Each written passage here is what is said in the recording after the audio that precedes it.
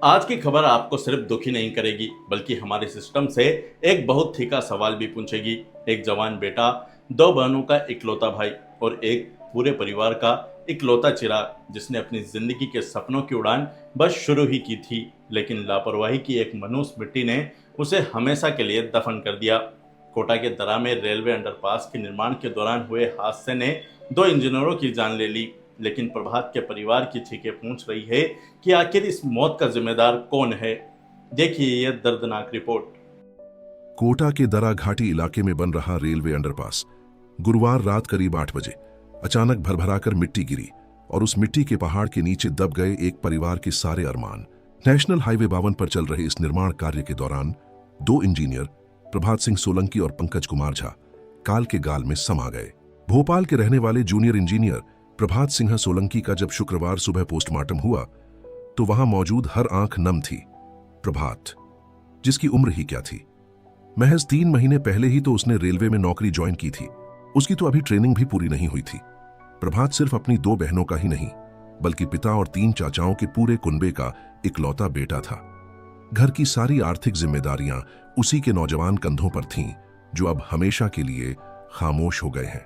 आज परिवार के आंसू सूख चुके हैं और वो एक ही सवाल पूछ रहे हैं, एक ट्रेनी इंजीनियर को इतने बड़े और जोखिम भरे प्रोजेक्ट में आखिर क्यों झोंक दिया गया। परिवार इसे हादसा नहीं, सीधे सीधे लापरवाही बता रहा है। इस हादसे ने बिहार के रहने वाले इंजीनियर पंकज कुमार झा की भी जिंदगी छीन ली है। उनके घर वाले बदहवास हालत में कोटा पहुंच रहे हैं, जिसके बाद ही उनका पोस्टमार्टम होगा।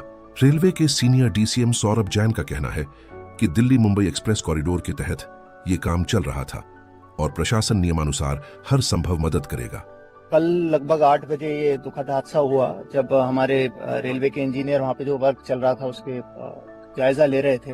उस समय सडन अनफॉर्चुनेटली ये मिट्टी कोलैप्स हो गई वहाँ पे और हमारे जो 2 सुपरवाइजर्स हैं वो चपेट में आ गए। लेकिन जो भी मदद नॉर्म्स के हिसाब से होती है, इमीडिएट रिलीफ की, एम्बुलेंस की व्यवस्था की, वो प्रशासन द्वारा करी जा रही है और भी जो सहायता उन्हें है वो प्रदान करी जा रही है। प्रशासन कह रहा है कि वह नियमानुसार मदद करेगा, लेकिन क्या दुनिया का कोई भी नियम किसी पिता को उसका इकलौता बेटा वापस लौटा सकता है?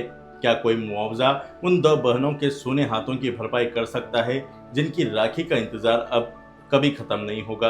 देश के विकास की रफ्तार जरूरी है, लेकिन अगर उस रफ्तार के नीचे हमारे नौजवानों की जिंदगियां और ट्रेनिंग कर रहे बच्चों के सपने कुचले जा रहे हैं, तो हमें रुककर सोचना होगा कि ये कैसा विकास है।